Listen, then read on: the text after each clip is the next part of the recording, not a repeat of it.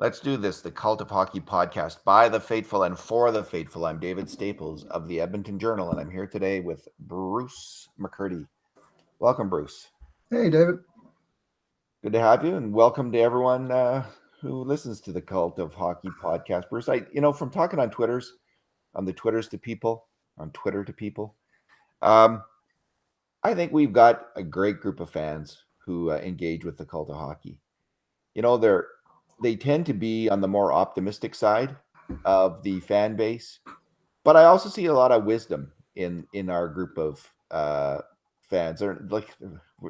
They can be critical of management, but they're in it because they're fans. Mm-hmm. I think the thing about being a fan is be a fan. The purpose of being a fan is to hope for your team and to celebrate. That's one purpose. On a basic level, it's, you can be critical of it, but really at bottom line, if you're not hopeful about your team, I don't really know why. I don't really get why you're a fan at all, like why you're following the team. I'm no psychologist. I think some people hold it as a proxy for other things in their life that they're not, they can't criticize, maybe a boss at work or, something like that, and they just rip into the team at every chance they get. But that's me talking out of my butt again. Anyway, I think we got the wisest group of fans in hockey. Follow this podcast and engage with us on a regular basis. So, well, I got engaged. I really like talking to them. I got engaged with the other day walking down the John Poole Boardwalk at Lois Hole Centennial Provincial Park. And somebody pointed out a moose across at the edges of the fringes, and I spoke, and the guy stopped and he looked at me and he went, "You're that guy from the podcast, aren't you?" So I guess now that we've gone video, man, we're viral or something. Did you say you saw a moose? A moose. Where? Lois Hole Provincial Park. Where's that? It's just west of St. Albert here, up by Big Lake. West of St. Albert. Okay, gotcha. I was walking through the experimental farm at the U of A the other day, and there was a deer there right in the middle of the sea. So that was interesting. All right. Today, Bruce, we're going to talk about the Oilers going forward this summer. They got a couple holes to fill at forward, as Ken Holland has admitted. And how are they going to do it? And I think this is it's not a historic opportunity for the Oilers, but it is a historic opportunity in at least if you consider NHL history from 2013 to present, since this last CBA was signed. The market has never been tighter. And if you have cap space, you have never been in a better position to be able to grab 2 or 3 players, either unrestricted free agents or restricted free agents. There's all kinds of opportunity right now to cash in on the market in a way that hasn't been there in the past. And even with the Oilers' limited amount of money, which is about $3 to $4 million, Bruce, I think they have a real chance to bring in a good player or two here if they are creative and aggressive. That's the question. Right. So let's first of all look at how creative and aggressive the Oilers have been to date. And I have to say they've missed out on some good deals. So I'm just going to go over a few of them real quick. The ones they've missed out on, which I wish they could have got in on. And these are essentially moves where you're picking up good young forwards for very little, or you're dumping cap space in a really smart way. So, for instance, on July 1st, Buffalo acquired Jimmy Vesey from the Rangers. All they had to do was give up a 3rd-round pick. The Oilers could have done that deal if they had been on the ball or had the good luck, just been in the right moment with the Rangers. The Chicago Blackhawks acquired Andrew Shaw, who is a veteran winger. He's 27.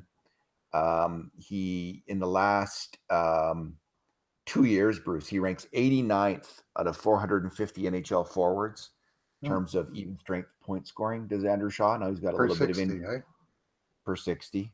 89th out of 450 forwards. That's first line. That's a cusp of the first to second line. Yeah, and there's Montreal 93 first line forwards in theory. Yeah, Montreal gave him up for a 2nd-round pick, a 7th-round pick, and a 3rd-round pick. Went back to Chicago, right? That's where he started. Yeah. So Carolina got Eric Holla, and all they gave up was a kind of a nothing minor league player, if we're completely honest, and a 5th-round pick. Colorado got Andre Burakovsky. All they gave up was a 2nd and a 3rd-round pick.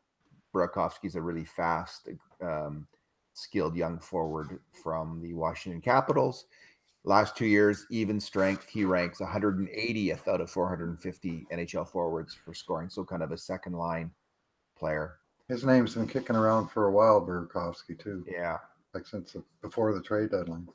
There's also some good cap dumps. Like, so if the Oilers have been able to, and this is where Chiarelli screwed them as much as anything with these no trade and no movement clauses, but a couple teams moved out players.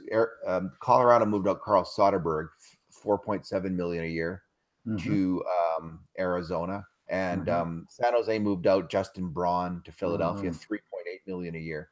Now, Chris Russell, for the Oilers to do something similar, that Russell would have had to waive his no movement, no trade clause. And there was also one trade that I liked. Chicago traded for Ollie Mata, and they gave up Dominic Cahoon, who's a good young forward. Pittsburgh acquired Cahoon. So if the Oilers maybe on a similar trade would have traded Matt Benning for Cahoon, that's a trade I would have liked to have seen, where they traded Oilers traded a defenseman for a forward, and that was one that caught my eyes being. So what do you like? I just don't know. I know these trades don't always fall into your lap. The last time it happened with the Oilers, they got Cam Talbot for a couple picks. That was the last really super obvious one, where something kind of, well, I guess Maroon fell into their lap in a similar way. These things can happen to teams, and they happened to Chiarelli a couple, 3, maybe 2, 3, 4 times early on. You know, Chris Russell kind of fell into their lap as a UFA right at the end of the year. You know, that first 1-year deal was a great deal for the Oilers. The Zach Kassian thing kind of fell into their lap. But after that, Chiarelli just ran out of good luck, and we've yet to see it from Holland. What do you make of these kind of deals, and do you think Holland can get one here? Yeah, I mean, so far there's been no interaction with other teams at all. They kept all their draft choices. And they went to, they signed guys off the open market, or, they bought out their own guy and he got picked up by another team, but there's been no transactions involving Edmonton and anyone else. And at some point, that's probably going to have to need to change. Whether it's whatever level it's at. I mean, that Justin Braun cash dump to Philly, that sure did fit the bill for a possible Chris Russell move. And Braun had value. They got a 2nd and 3rd-round pick for him. He had 1 year left on his deal, not 2, but obviously Philly wanted him. And, they're fairly comparable players. Like Braun would have a higher reputation simply from playing on a better team, playing with a better partner. And I'm not convinced he's a better player, though, than Chris Russell. Yeah. I mean, they're at least in the same bin of players, but there's only so many teams looking for a veteran defenseman. One team that is looking for a veteran defenseman now is Winnipeg Jets, that have lost 3 defensemen. They lost all of Jacob Trouba, Tyler Myers, and Ben Chiarot, and a Western Canadian boy like Cowboy Chris Russell of Caroline, Alberta. I would guess that if he had a no-trade list, he'd be one of the few that didn't have Winnipeg on it. And, Winnipeg's got a forward, Matthew Perreault. He's got 2 years left on his deal at, I think, 4.1 or 4.15 million, almost the same. And that's a case where you could go defense for forward, and both teams would fill a need. So that's exactly what I'm talking about, Bruce. That's an excellent example.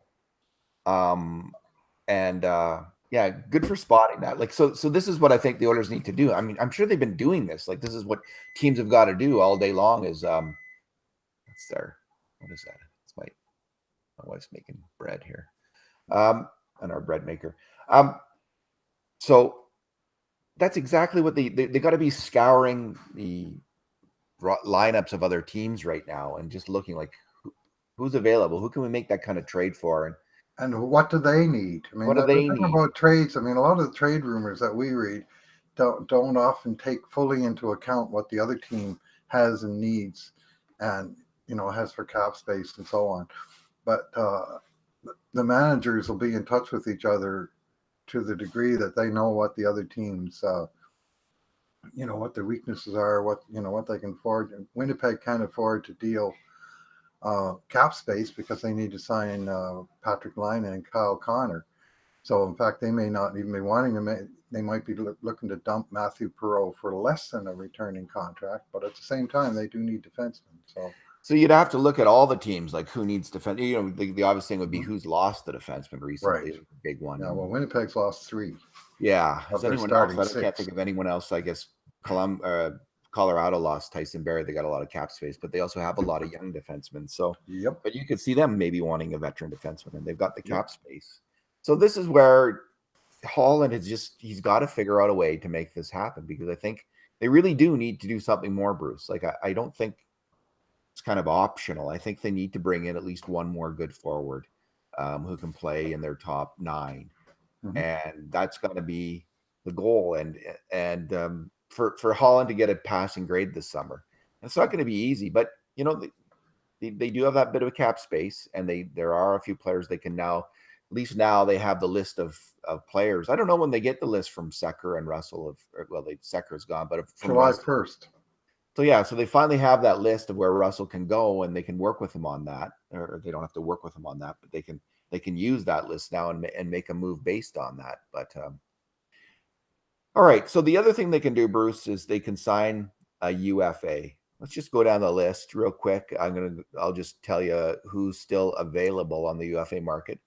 So there's I think there's about 6 kind of players who qualify as players who could either play on your top 2 forward lines or your top 4D. So the forwards are Marcus Johansson, Joe Thornton, Ryan Zingle, Michael Ferland, and Justin Williams.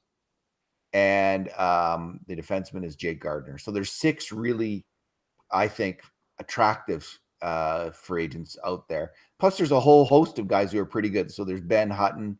Ben Sherratt is gone now. Patrick Maroon, Patrick Marleau, Brian Boyle, Derek Brassard, who's a center, Jason Pominville, Ben Lovejoy, Adam McQuaid, Dan Girardi, and Michael Del Zotto. The Oilers would not be, of course, interested in any of those defensemen. But and I don't know if they would be interested in, like, in terms of those lesser free agents, anyone but Brassard, maybe. Patrick Marleau, Yeah, maybe Patrick. 1 year deal at, come home to the prairies to finish out your career, and not lowball, but I'm thinking he's not going to be a $6 million man anymore. I mean, $2 million might sound pretty good to a guy like that. Well, if he really wants to play, he's put up 40 points kind of consistently for a number of years. He's not worth. I mean, this is why Toronto had to trade him with the first round pick, and why he got bought out. But now that he's been bought out, he's Corey Perry, right? Or he's Andre Sekera. You can get him at maybe a third of what he was making before. So you might think you might be thinking that's not that big a list of players, but I think it's really important to compare it to usually what's available at this time. On July 2nd. So last year, Bruce, after July 1st, after the July 1st splurge, there was 5 of these kind of top players left. So this year there's six after July 1st. But the difference is they were almost all signed July 2nd and July 3rd. So Joe Thornton, James Neal, Calvin DeHaan, and Robin Leonard were all there for the taking after July 1st last year. But they all got signed July 2nd and July 3rd. The only one who was still out there, who was arguably kind of a top player, was Patrick Maroon. And he lasted until July 10th. So this year there's 6 of these guys. Last year there was 1. And he played difference. And he took a huge discount 1 year at $1.75 million. I was just going to say, he played musical chairs, and he was the guy that didn't get the chair. And he wound up getting the short end of the stick in terms of the contract versus, people were saying the Oilers should extend him 3 years, 3.5 or 4 million. And then when he went to Jersey, the thought was he'd get 3 by 3 years, something like that. And he got 1 times 1.75. And it turned out to be a good contract for him just because of how everything went there in his hometown of St. Louis. But now that he's done everything possible that you could do in St. Louis, he might be looking to cash in with a bigger contract and be looking at other teams besides the Blues. Well, look at Joe Thornton. I don't know if he would fit on the Oilers, but or if he'd be willing to come here. But San Jose, they've got $6.3 million in cap space, but they've got Joe Thornton and Kevin Labanc to sign. Now, Kevin Labanc, he's got to be, I think, a $4 million a year winger. Had a big year. Had 56 points. Let's just say, that's pretty damn good. 56 points in today's NHL. That gets you 5 million, I think, or 6 million. Unless he's willing to take a hometown discount. And what is Joe Thornton going to sign for? He's restricted. Well, Joe Thornton, I think last year he went from 8 to 5, and he might take a further haircut, especially now that San Jose has committed so much to younger players. He just wants a shot at the cup, and he just wants to keep going, I think. And not sure money is an object, but I don't think moving is in his future. I think San Jose is it. Yeah. I haven't really thought about Thornton. The main people seem to be Marcus Johansson, who's had some injury issues, and Ferland, who's had some injury issues, and Zingle. I think Bob Stauffer has reported the Oilers aren't that interested in Ryan Zingle. But there's these, what about Marcus Johansson? What about Brassard? And what about Ferland? These players are going to sign, Bruce, for, I think, on short-term deals at this point that are going to be fairly affordable for teams. So it's not out of the question that the Oilers could get one of those guys. And so fingers crossed on that. So here's the thing. If plan A doesn't work and plan B, which are trades and signings, what do you think about plan RFA, Bruce, where the Oilers go after a player using, $2 or $3 million in an RFA offer sheet. And so they don't target the top end guys. Of course, the Oilers don't have the money or the cap space to target a Mitch Marner, a Rantanen, a Matt Tkachuk. But there are some teams that are vulnerable to offer sheets in a similar way that the Anaheim Ducks were back in 2007 when they were up against the cap. They had Dustin Penner to sign, and they didn't have any money for him. There's a number of teams that are in that precarious situation, and I think the New York Rangers, Bruce, they have $8 million of cap space. Here's who they have to sign with $8 million: Jacob Trouba, Capo Caco, Pavel Buchnevich, who scored 21 goals last year, Brendan Lemieux, who scored 12 goals and is a feisty player, and Tony DeAngelo at 30 points. There's no way. Yeah. There's no way you can sign all 5 of those guys for $8 million. Like, Trouba is going to take 7. So at least. Yeah. So what would you think about signing Brendan Lemieux or Buchnevich? Buchnevich, there's arbitration rights that he can invoke. But what would you think about signing Brendan Lemieux, a player like that, to a $2 million a year offer sheet? Give up a 3rd round draft pick in compensation. Yeah, Pepe Jr., eh? Yeah. Yeah, I saw Lemieux. I saw the Rangers play here in March when the Oilers beat him 3-2 in overtime off a Leon Draisaitl snipe. And Brendan Lemieux was, I think, 2nd star of that game, and he had the Gordie Howe hat trick with the goal, assist, and the fight. So it's pretty hard not to see a player like that. And the fight, it was the one where, if I recall, that was the one where Matt Benning had to leave the game. But maybe the fight was after. I can't remember the exact details. Benning got hurt on a hit, and then the fight developed, I think is what happened. Anyway, he caught my eye, not just with his feistiness, but he can play. I thought he obviously looked really good that game.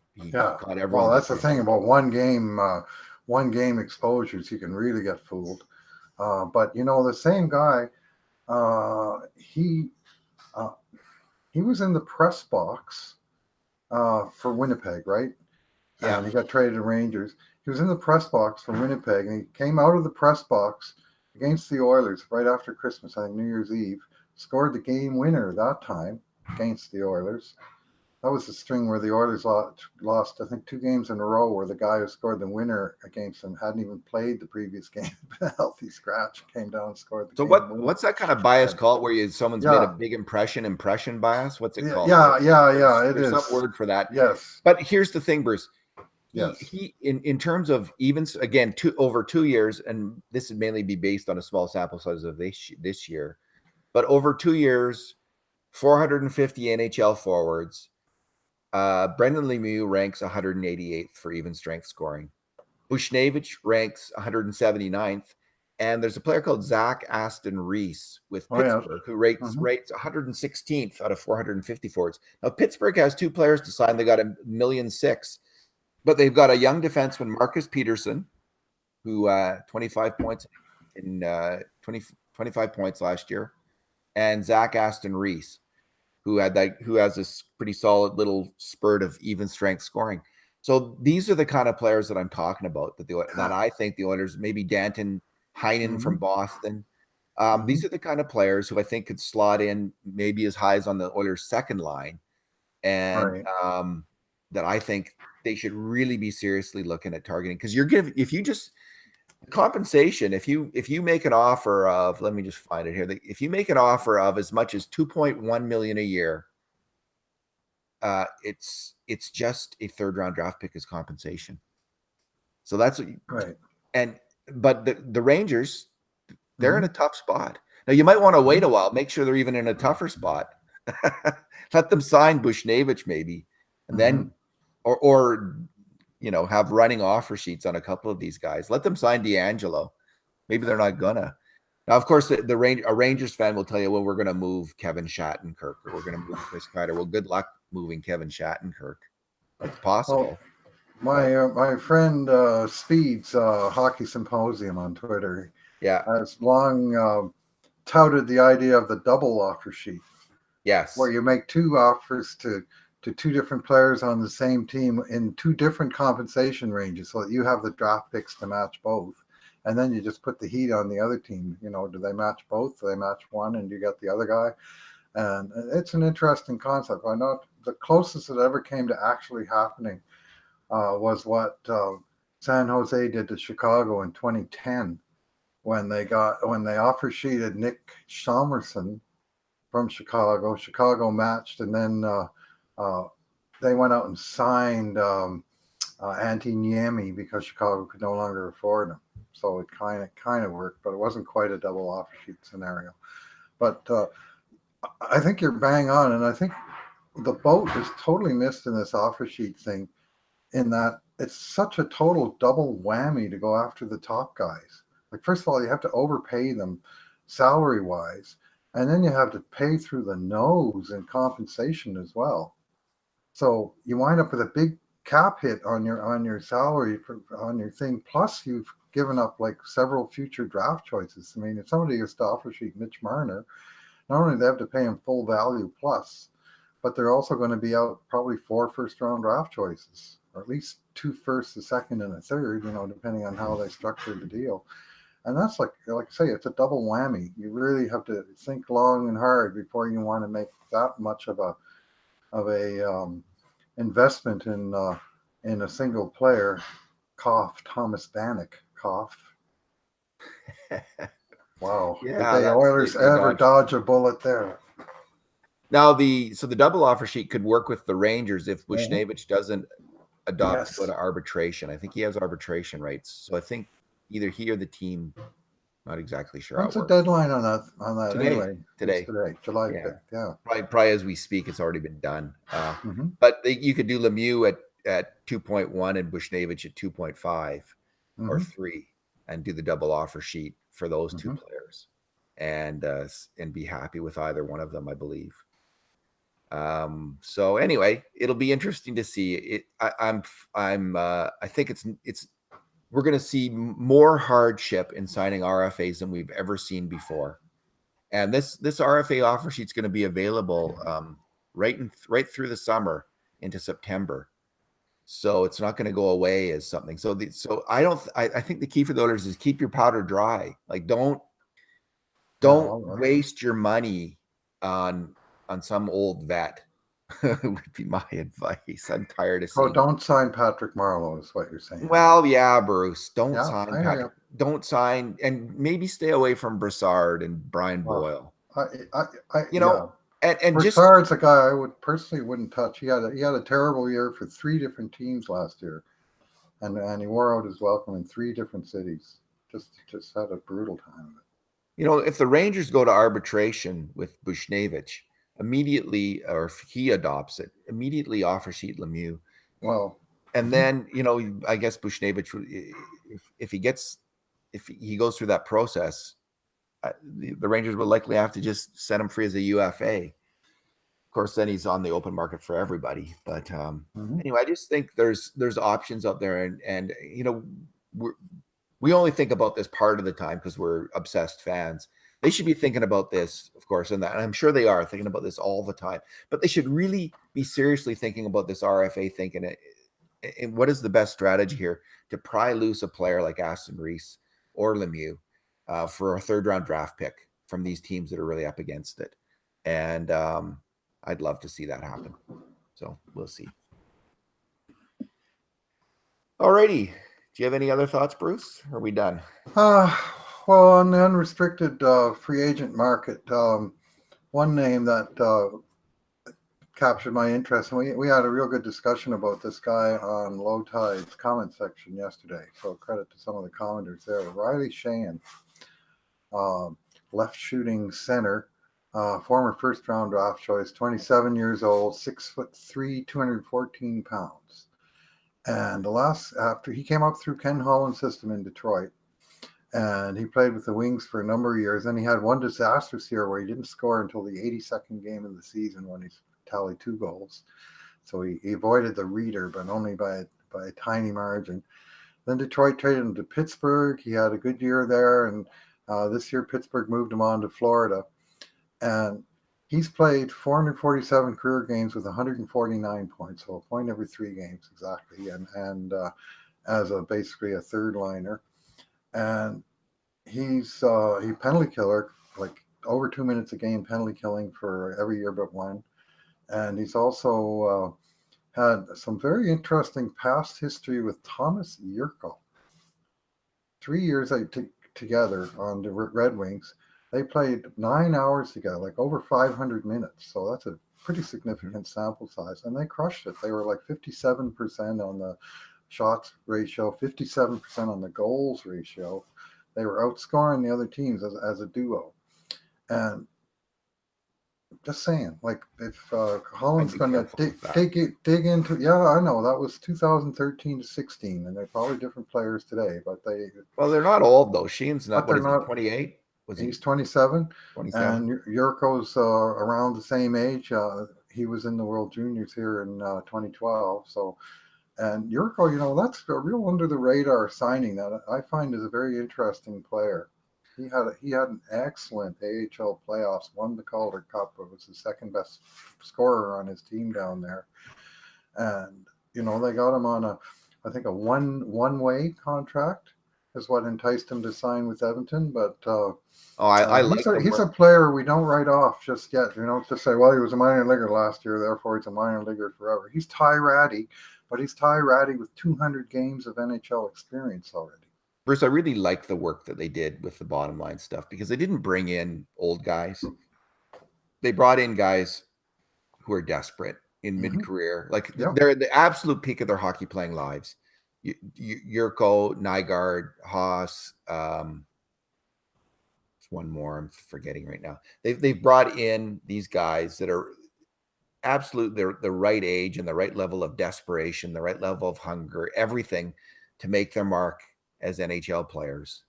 And good for the Oilers in doing that. I mean, Granlund, that's the other guy. And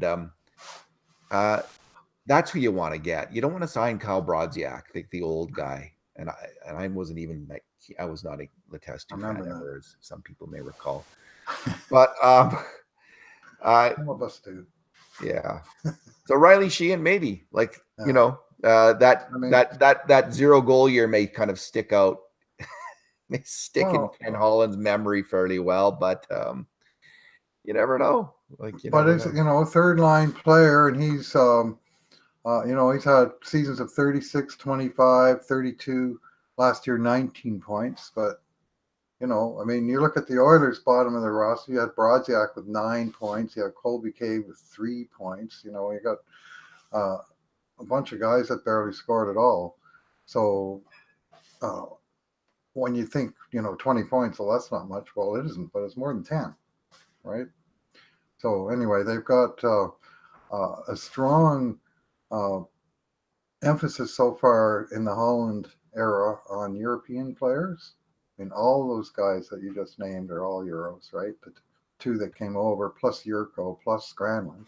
All of them can skate fast. He drafted five out of 6 of the guys that he drafted are Euro players.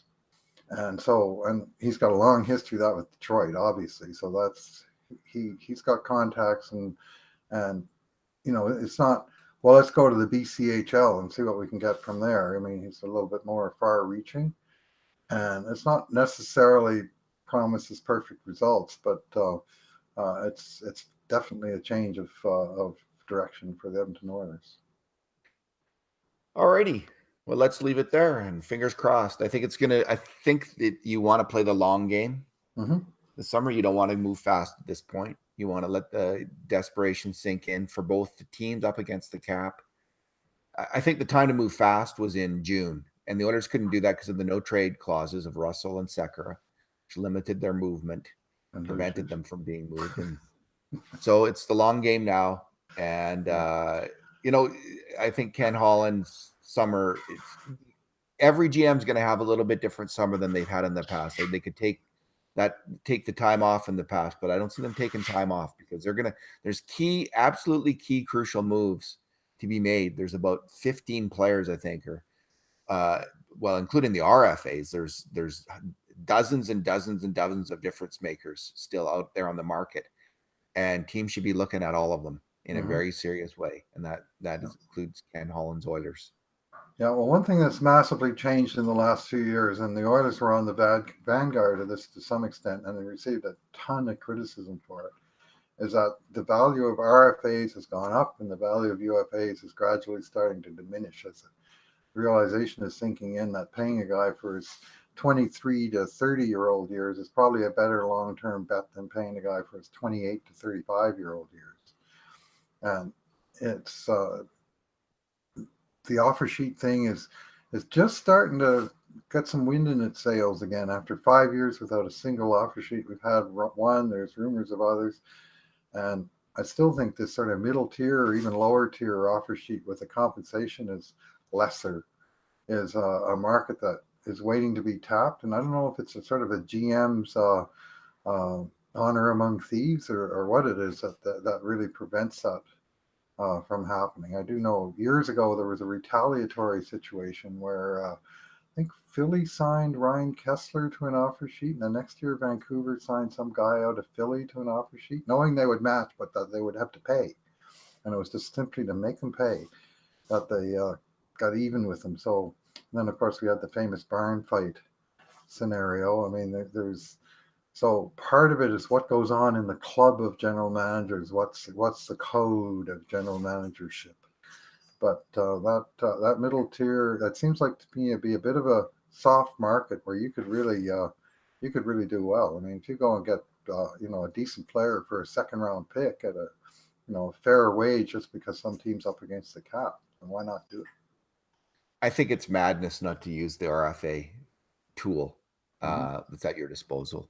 And it's a sign of incompetence at this point if you do not. And listen, the Oilers, they need to do something. So let's see what happens. All right, let's leave it there, Bruce. Thanks for talking today. Thanks for listening, everyone. And in the meantime and in between times, this has been another edition of the Cult of Hockey podcast.